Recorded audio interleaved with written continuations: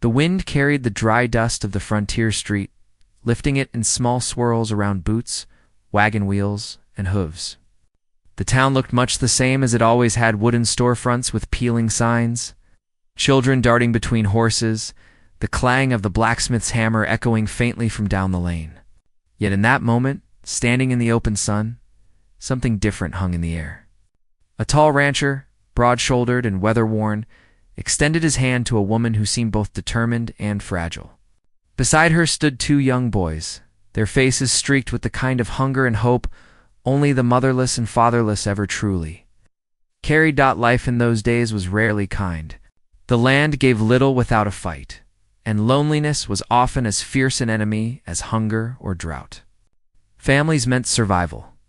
A strong rancher needed more than cattle and land. He needed hands to help, hearts to steady him, and voices in the house to chase off the silence of long nights. She, on the other hand, carried the weight of a different loss. Her womb had betrayed her dreams, leaving her barren in a world where a woman's worth was too often measured in children. When her husband died, poverty chased her from the only roof she had ever known. She had wandered since then, with no place to rest her head, no voice calling her name at day's end, and no hope of the family she once prayed for. It was not love that first bound them together, nor even trust. It was need, plain and honest. He needed a cook, a steady hand for the house, and someone to keep the children from growing up wild under the open sky. She needed a home, a place where she wasn't seen as broken, and a chance to belong to something again. Their meeting in the dusty street seemed almost ordinary, but under its surface was the spark of a bargain that would shape both of their lives. The townsfolk looked on with curiosity. Whispers slipped from porch to porch, carried by women with aprons still dusted in flour and men with hats tilted low against the glare. A widow with no children of her own taking charge of another woman's boys, and a rancher, proud and capable, offering his household to a woman who had nothing to her name. In a place where gossip rode faster than any horse, their handshake was enough to stir questions that would linger for days. The widow's hands were calloused from work, yet there was something graceful in the way she held his. Her eyes searched his face, as though trying to read whether his offer came from kindness or desperation.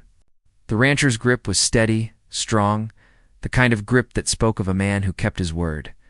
His boys, standing close, studied her with the wary eyes of children who had lost more than they should have at their young age. Behind them stretched the endless plains, a land where storms rolled sudden and fierce, where cattle drives could break a man's back, and where the quiet of night pressed heavy on the soul. It was not a place for the faint of heart, nor for the lonely. In every direction lay miles of open ground, the sky vast enough to make a man feel small. A ranch house without a woman's care could fall to ruin just as quickly as a fence left untended. He knew that well enough, and she knew it too.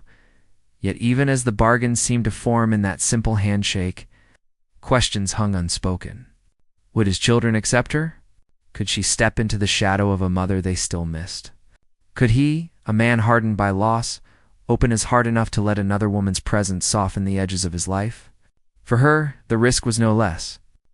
To take shelter under his roof meant binding herself to his world, his rules, his land, and the unspoken weight of expectations she might never fulfill.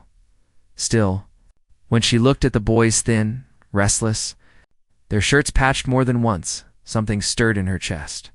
Perhaps her body had failed her, but her heart had not. She had loved to give, if only someone would let her. And when the rancher looked at her, worn by wandering but unbroken, he saw the strength of a woman who might just hold together the pieces of his home. The town bustled on, wagons rolling, horses clopping against the packed earth. But around them the moment felt strangely still. Two lives bruised by loss, standing on the edge of something neither of them could yet name. He released her hand only after holding it long enough to leave his meaning clear. "You'll have a place," he said low, his voice carrying the tone of a man unused to begging. "And my boys will have someone at the table again." Her breath caught, the words heavier than he knew. For years she had longed to hear them, not from him, not from any man in particular, but from someone who could see her as more than empty arms. A place, a purpose, a family. But the frontier was no fairy tale.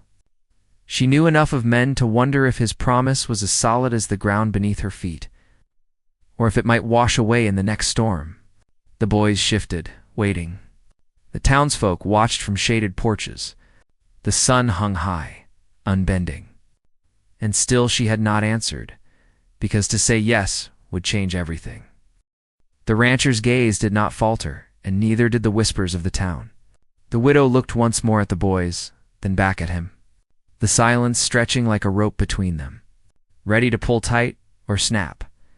And in that breathless pause, before she could speak her choice, the sound of a rider's approach broke the air. Hooves striking hard against the dry earth. Carrying news that could unravel everything before it had even begun, the rider drew closer. The thud of hooves pounding the ground until dust curled around the horse's legs. The townsfolk leaned forward on their porches, eyes narrowing, as if they too knew the rider brought more than just an ordinary message. The widow kept her grip tight on her shawl, her heart quickening though she had no reason yet to fear. The rancher's boys pressed nearer to her side, as if instinct told them that whatever came was tied to the choice hanging unspoken in the air. The horse came to a halt, its nostrils flaring, breath rising in the heat. The man in the saddle was wiry, his face shadowed beneath the brim of his hat. He gave the rancher a nod, the kind reserved for urgent matters, and dismounted in a single motion. The sound of the stirrups clinking cut through the silence of the crowd. He spoke low, so only the rancher and the widow might hear, but even so, tension rippled through the onlookers who strained to guess at his words. "There's trouble on your land," the man muttered, dusting his gloves against his thigh. "Cattle spooked. Some gone missing. Found tracks heading west, not hoof prints, but boots." The rancher's jaw set hard, and his hand instinctively shifted toward the boys, as though to shield them from what the news implied. Rustlers on the frontier. It was a word that carried weight heavier than any storm. A man's cattle were his lifeblood. To lose even a few was a blow, but to hear of boots in the dirt meant something worse. Men, bold enough to trespass. Men who might come back again. The widow watched his face change, the strength in it darkened by worry. She had seen that look before, years ago, on her late husband, when whispers of raiders reached their settlement. It was the look of a man standing at the edge of danger, knowing the safety of his family depended on his next move. Only now, the rancher's family was caught halfway between what had been and what might be. With her and her decision hanging somewhere in the middle, he gave a short nod to the rider. His voice steady, though roughened by what he carried inside. "Keep it quiet. I'll ride out tonight." The rider mounted again, spurred the horse, and was gone as quick as he'd arrived. Leaving a cloud of dust drifting over the street, the townsfolk shifted uneasily, murmurs rising like restless wind. Some shook their heads, some whispered prayers, and a few narrowed their eyes at the widow, as though her sudden presence in the rancher's life had something to do with the trouble. In a place where stories grew faster than weeds, it didn't take much to make a woman an outsider. The rancher turned back to her, his hand still warm from the handshake that was not yet a promise. His eyes searched hers with something different now, not just need, but urgency. "If you come with me," he said low, so only she and the boys heard, "it won't be easy. There's work and worry enough for 3 women, and danger on top of it. My land's no safe harbor. But I can't run a house and a ranch both, not anymore. Not with the boys growing wild." The widow's lips parted, but no words came. Her throat felt tight, as though every answer she might give was weighted with consequence. She had wanted a place, yes, but not one already shadowed by trouble. She thought of nights on the road, cold and hungry, begging scraps from strangers who barely looked her way. She thought of the hollow ache of longing for a family she could never birth. Here before her stood a chance at belonging, yet tied to it was the risk of being swallowed by dangers she barely understood. The rancher's boys watched her, their eyes wide, not with affection yet, but with something close expectation, maybe even need. The older one shifted on his feet, his jaw tight like his father's. While the younger leaned unconsciously toward her as though hoping she might stay, her heart clenched.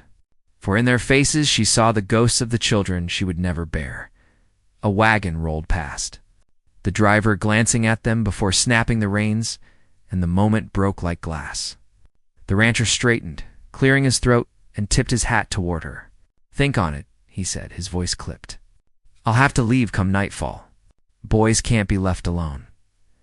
With that, gathered his sons and started down the street, the younger glancing back at her until they turned the corner.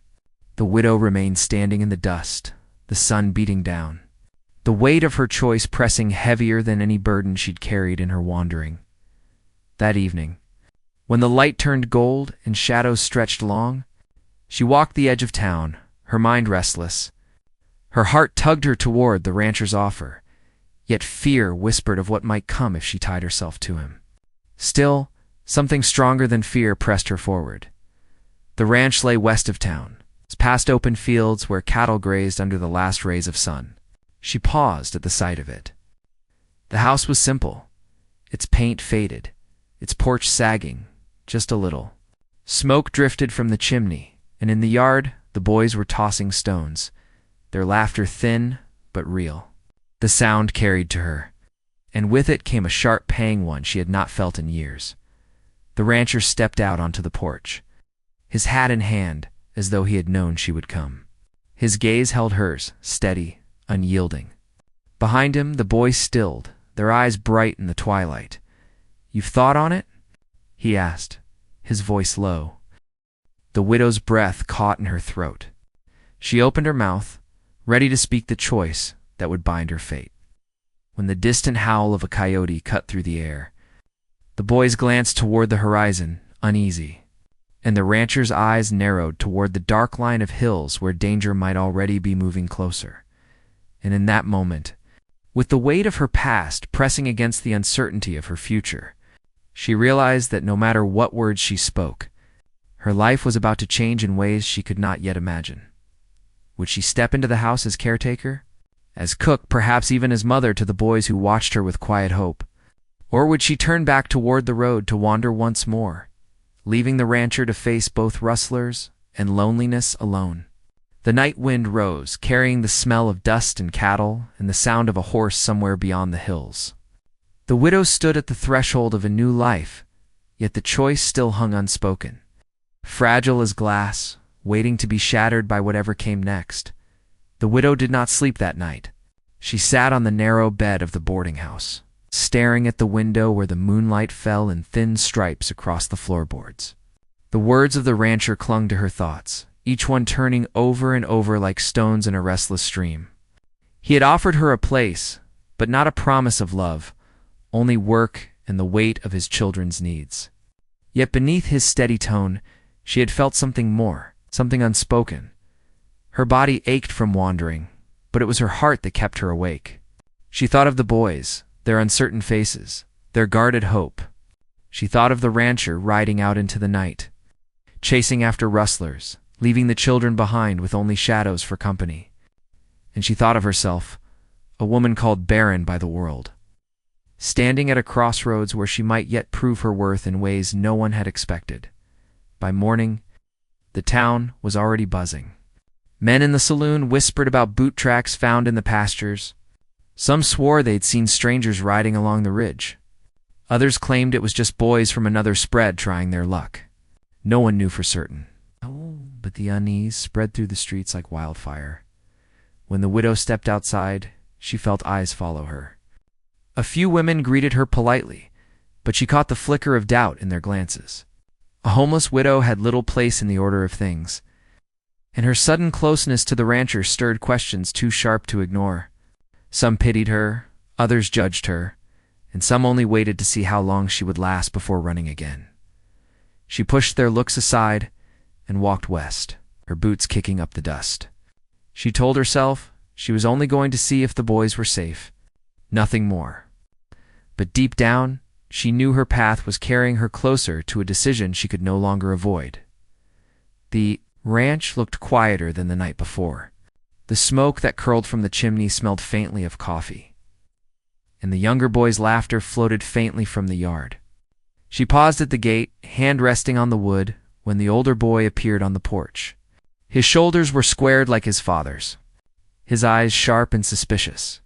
"You came," he said simply, his tone more a test than a welcome. "I said I would," she answered, though the words surprised her. She hadn't promised, but something in her heart had already chosen. Inside the house. She found the rooms plain but orderly, the marks of a woman's touch long faded. Dishes were stacked, but without care, and dust lingered in the corners. The smell of leather and earth filled the air, mixed with the faint sweetness of the coffee pot. The younger boy tugged her hand toward the table, chattering about the calf they had found near the creek, but the older one only watched, his arms folded across his chest. Later that day, as the sun pressed hot against the prairie, she moved through the kitchen, stirring a pot of stew with motions that felt both strange and familiar. She had cooked for her late husband once, in a home that no longer stood, but here every sound seemed to echo differently. The creak of the floor, the snap of the firewood, even the soft shuffle of the boys' feet as they lingered in the doorway, drawn by the smell. For the first time in years, she felt the rhythm of a household returning to her hands. Still, the unease did not leave. She knew the rancher was somewhere out there, riding hard against men bold enough to steal what wasn't theirs. She pictured him under the stars, rifle across his saddle, the weight of his land pressing heavier with every mile. And she wondered if she had stepped into something greater than she could bear. That night, when the boys were asleep, she sat on the porch alone. The wide sky stretched above her, the stars sharp against the dark. The sound of coyotes carried on the wind, and somewhere in the distance, a horse whinnied. She pulled her shawl tighter, her eyes drifting to the hills, half expecting to see the rancher's silhouette appear against the horizon. Instead, a different shadow moved along the ridge. At first, she thought it was her imagination, a trick of moonlight and shifting clouds. But then she saw it again, the clear shape of a rider pausing at the crest, watching the house below. Her breath caught, and for a long moment she did not move. The figure lingered, then turned, disappearing into the night as swiftly as it had come. The next morning, she told the older boy what she had seen. His face hardened, though he said nothing. He only took his father's rifle from above the mantel and leaned it against the porch, as if ready to use it should the shadow return. His silence frightened her more than words might have, for it carried the weight of a child forced to grow old too soon. By midday, the rancher returned, his horse lathered and weary. Dust clung to his clothes, and his face was set with the lines of a man who had found no easy answers. He spoke little as he unsaddled, but she could feel the tension rolling from him like heat. When the boys clung to him, he held them close, though his eyes never stopped scanning the horizon. Later, while the children chased each other near the barn, he joined her on the porch. His voice was low, graveled by weariness. "Tracks lead near the river, but they scatter. Could be more than one, maybe 3 or 4. Not boys, men." She told him what she had seen the night before. His jaw tightened, and his hand pressed against the railing. "They're watching," he said. Testing how far they can push, the widow felt a chill run through her. She had come seeking shelter, but now it seemed she had walked straight into the path of danger. Yet as she looked at the boys, laughing in the yard, she knew leaving was no longer an option. She could not turn her back on them now, no matter how fierce the storm brewing beyond the hills. The days that followed carried a strange rhythm. By daylight, she worked the house, her hands steady on the tasks of cooking, mending, and keeping the boys close. By evening, unease settled over the land, shadows stretching long. The rancher often riding the fence lines with his rifle across his back. Each night, she listened for the sound of hooves, half dreading, half expecting them to come. The townsfolk began to talk louder now. Some claimed the widow had brought misfortune with her, that her barren fate had cursed the ranch. Others whispered she had come to take more than she was given, her eyes set on the rancher's name and land. But some quieter voices said she was strong, that perhaps she was the very thing needed to keep the family from falling apart. The widow heard the whispers when she went into town for flour or cloth. She kept her head high, though inside her heart burned. She had carried shame long enough to recognize it, but here she also carried something new purpose. For each look of suspicion, she thought of the boys' faces at supper, their laughter spilling over the table, and for each harsh word she remembered the rancher's silence, heavy with trust, unspoken. Still the shadow of danger pressed close. One evening, as she folded laundry near the fire, the sound of distant gunshots cracked through the night air. The boys froze, their eyes wide, and she felt the blood drain from her face. Moments later, the rancher burst through the door, rifle in hand, his breath harsh. He scanned the room quickly, his eyes landing on her, then the boys. Only when he saw they were safe did he lower the weapon slightly. Though the fire in his gaze did not fade, "They're closer than I thought," he said, his voice low. "And they're bold." The boys clung to her, and she felt their fear as though it were her own. The rancher's words echoed in her chest, each one a reminder that she had stepped into a story not yet written, one where the ending was far from certain. As the night deepened, she stood by the window watching the horizon. Somewhere out there, men moved like shadows, circling the ranch, testing its walls. She did not know what the coming days would bring, but she knew one thing, with certainty. Whatever storms lay ahead, she was no longer just a wanderer. She was part of this family's fight, whether the rancher fully realized it or not. And in the silence that followed, with the boys asleep and the rancher still pacing outside, she felt the weight of a truth that both frightened and steadied her. This was only the beginning. The hardest choices were yet to come. The days grew darker, though the sun still blazed over the prairie. Each morning, the rancher rose before dawn, saddling his horse to patrol the land. Each evening, he returned with more lines on his face, the weight of worry deepening the set of his shoulders. The widow tried to keep the house steady, but unease lingered in every corner. The boys no longer played as freely.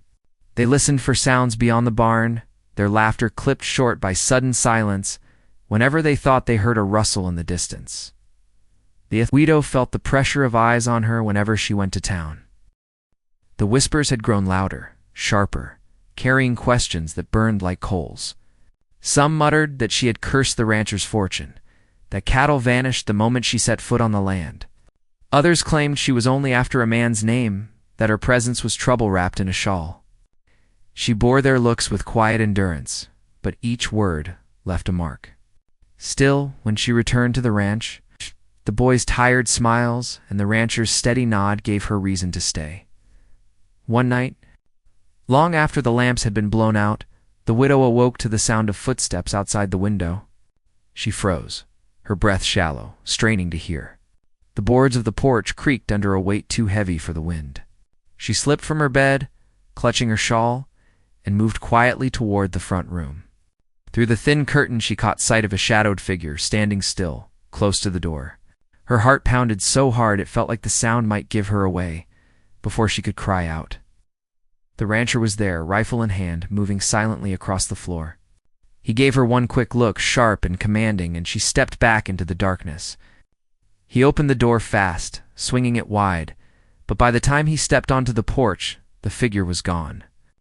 Only the sound of hooves retreating across the open land broke the silence. The rancher stood there for a long moment, his rifle raised against the empty horizon before lowering it with a curse. When he came back inside, his voice was tight. "They're testing us." Seeing how close they can come, the widow could still feel the echo of her heartbeat hours later, lying awake as the boys slept between them. She knew then that this was no longer only about stolen cattle. Whoever these men were, they wanted more. And the rancher's land, his children, even herself, to become part of the game. In the days that followed, tension wound itself tighter around the ranch. The older boy carried his father's old rifle from the barn to the house each evening, setting it by the door without a word.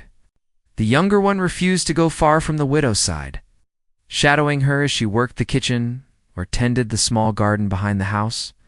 The rancher spoke little, but his silence was heavier than any words. One evening, the sun dipped low. A messenger rode in from a neighboring ranch. His face was drawn, his horse slick with sweat. He brought news of more cattle missing, more boot tracks in the dirt, and a warning that some ranches had found their fences cut, their herds scattered. Men were banding together to ride patrols, to guard what was theirs before it was gone. The rancher agreed to join them, though it meant leaving the house unguarded for longer stretches. The widow did not protest, though fear clawed at her throat. She kept her hands steady, her voice calm, for the sake of the boys. Yet, in the quiet moments, when the house creaked in the wind and the plain stretched endless outside the window, she wondered if she had made a mistake by staying. One night, after the rancher had ridden out with the men, the widow sat by the fire with the boys. The younger had fallen asleep in her lap, his breathing soft against her shoulder. The older sat across from her, staring at the flames, his face pale in the glow. "They'll come here, won't they?" he asked suddenly, his voice thin. She reached across the table, laying her hand over his. "We'll face whatever comes together," she said. Though her heart trembled at the words, he nodded once, his jaw tight. But his eyes revealed the fear he tried so hard to hide. Near midnight, the sound of horses drifted across the plain. She sat up straight, clutching the younger boy close, her ears straining. The older boy was already on his feet, the rifle in his hands. They listened as the hoofbeats grew louder, closer, circling the house. The widow's breath caught, her fingers tightening on the child in her arms. Then, suddenly as they came, the hoofbeats faded into the night. Silence fell heavy, but it was not a silence that comforted. It was the silence of men watching from the dark, waiting for the right moment to strike. When the rancher returned at dawn, she told him of the riders. His face grew grim, his eyes shadowed by worry. "They're not just rustlers," he said, almost to himself. "They're hunting something more." The widow asked him what he meant, but he only shook his head and tightened the strap on his saddle. The boys hovered near, silent. Sensing the weight of what was left unsaid, the rancher rode harder that day, searching the land for signs of trespass. He returned with news of fresh tracks leading straight toward the ranch. This time, there was no doubt. They were being watched, singled out. The rancher's hand brushed against the widow's as he spoke, and in that fleeting touch she felt the truth he could not voice. He feared not for the cattle, but for his children.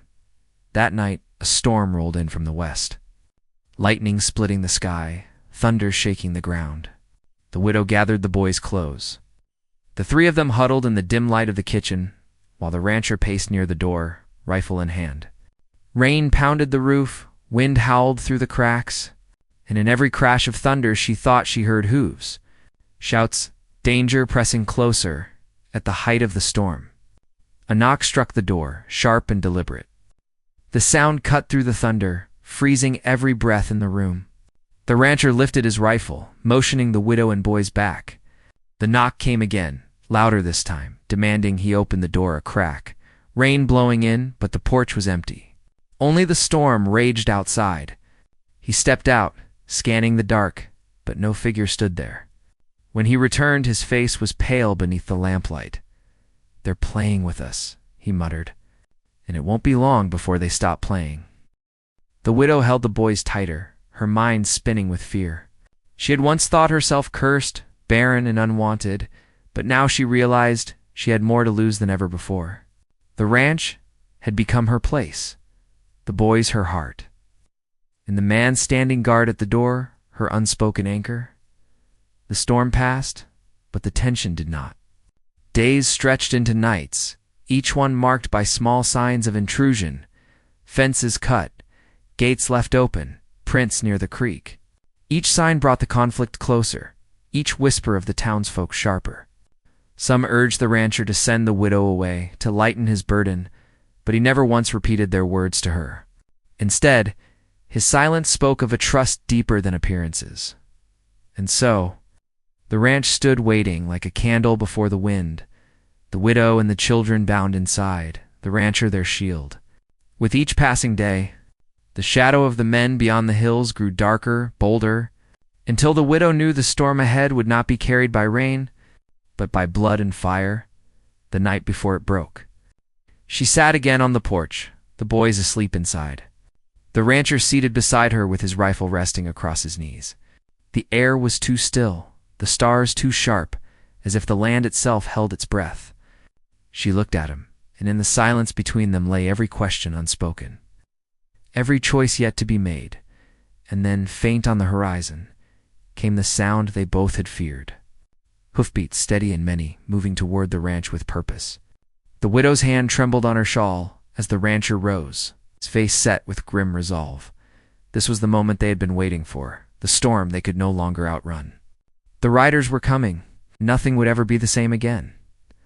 The storm that had shaken the land finally passed, leaving the prairie washed clean under a wide, open sky. The ranch looked different now, not because the buildings had changed, but because the people who stood on its soil had. The rancher, the widow, and the children had faced trials that had tested them all. Yet somehow the trials had carved out something solid between them. The fear of losing everything had only made them realize what was already theirs. It was not just a bargain anymore, not just an agreement of necessity, but the building of a home where none had existed before. The widow moved about the small kitchen, her hands steady as she stirred the pot of stew. The smell filled the room, rich and warm, and the children hovered nearby, their faces eager for the meal, but also calmer than they had ever been in the past. They had weathered fear together, and that had changed them. The rancher leaned against the doorway, his broad frame filling the space, but his eyes softer now than when she first met him in town. He no longer carried himself as a man weighed down by loneliness and duty, though those still lingered. Instead, there was something new in him, a quiet peace that only family could give. She looked up and met his gaze. For a moment, words seemed unnecessary. He gave a small nod, one that carried more meaning than a whole speech. It was a nod of respect, of gratitude, of something unspoken that had grown over time. She answered it with a smile, gentle and sure, though her heart still carried traces of doubt. She knew she could never give him sons of his own blood, and that fact would remain a scar in her life. But she had given him something else. She had given his children back their laughter, and she had given him the comfort of a partner who stood with him when the world pressed hard. Later that evening, when the sun fell low and painted the land in shades of gold and fire, the family gathered on the porch. The boys sat on the steps, carving small sticks into shapes with pocket knives, while the rancher and the widow sat side by side. The land stretched out before them, endless and quiet, and for once the silence was not heavy. He broke it first, his voice low and thoughtful. He spoke of the ranch, of the cattle, of the fences that needed mending, but then his words drifted to things deeper. He spoke of the fear he had felt of raising children alone, of the nights he had stayed awake wondering if he was enough for them. She listened, her hands folded in her lap, her heart open in a way it had not been for years. When he finished, she told him her truth. She told him about the shame of being left without children, the loneliness that had settled over her when people turned their eyes away, and the way she had thought her life had ended before she met him on that dusty street. Neither of them promised perfection, because life on the frontier allowed no such thing. But both knew that what they had was stronger than any fear. The boys, pretending not to listen, soaked in every word. They were old enough to understand that love was not just something spoken softly, but something built in hard times. Something that grew when hands joined to face the wind. As weeks turned into months, the ranch became more than a place of work. It became a home in the truest sense. Neighbors who once gossiped about the widow's barrenness now spoke of the hearty meals she prepared, of the laughter that could be heard from the porch in the evenings, and of how the rancher seemed younger, less burdened because of her presence. The boys ran free across the fields, their voices carrying far into the distance. No longer weighed down by the quiet grief of a motherless home, still life was never without struggle. Storms came, livestock wandered, and fences broke. Yet each time, they faced it together. She worked alongside him in the fields, her skirts often torn and her hands rough. And he stood beside her in the kitchen, sometimes clumsy with a ladle, but always willing to learn. They grew into each other's worlds, not perfectly, but honestly. That was more than enough. One evening, after a long day of work, the rancher brought out a small wooden box. He handed it to her without words, his face calm, but his eyes carrying weight. Inside was a simple silver ring, not new, but polished clean. He told her it had belonged to his mother and that he wanted her to wear it, not as a token of ownership, but as a sign that this home was hers as much as his. Tears welled in her eyes, not because of the ring itself, but because of what it meant. For years she had carried the burden of being cast aside, of being unwanted. And now here was proof that she had not only been chosen, but cherished. She slipped the ring onto her finger, her hand trembling as the children clapped and cheered. The rancher smiled, a rare full smile that reached his eyes. In that moment, the air felt lighter, as if the land itself approved. Seasons passed, and the land changed with them. The family grew into a rhythm that felt as natural as the rising sun. The widow no longer thought of herself as childless, because the boys filled her heart as fully as if they had been born from her. She guided them, scolded them, and loved them fiercely, and in return they began to call her mother without hesitation. The rancher, once a man of few words, found himself speaking more, sharing stories from his youth, teaching the boys not just how to ride or mend a fence, but how to stand tall in the face of hardship. On a cool autumn night, the family sat together around the fire, the crackling flames casting light across their faces. The boys had dozed off against each other, and the couple sat quietly, listening to the wind outside. The widow leaned her head against his shoulder, and he placed his hand over hers. No words were spoken, because none were needed. They had built something out of loss, something stronger than either of them could have imagined when they first met. Looking back, she realized that her life had not ended when she had been cast aside. It had only been waiting to begin in a new way on this land with these people. And he who had once believed he would face his burdens alone now knew the truth. Family was not only born from blood, it was born from choice, from loyalty, from the courage to open one's heart when it seemed impossible. The rancher and the widow found not only survival, but grace in each other. And the land, wide and unyielding, bore witness to their story, a story of second chances, of finding home where it was least expected, and of love that proved stronger than sorrow. The prairie winds carried their laughter across the fields, a sound as enduring as the earth itself. And in that sound lay the promise that even in the harshest of places, family could be found and hearts could be healed.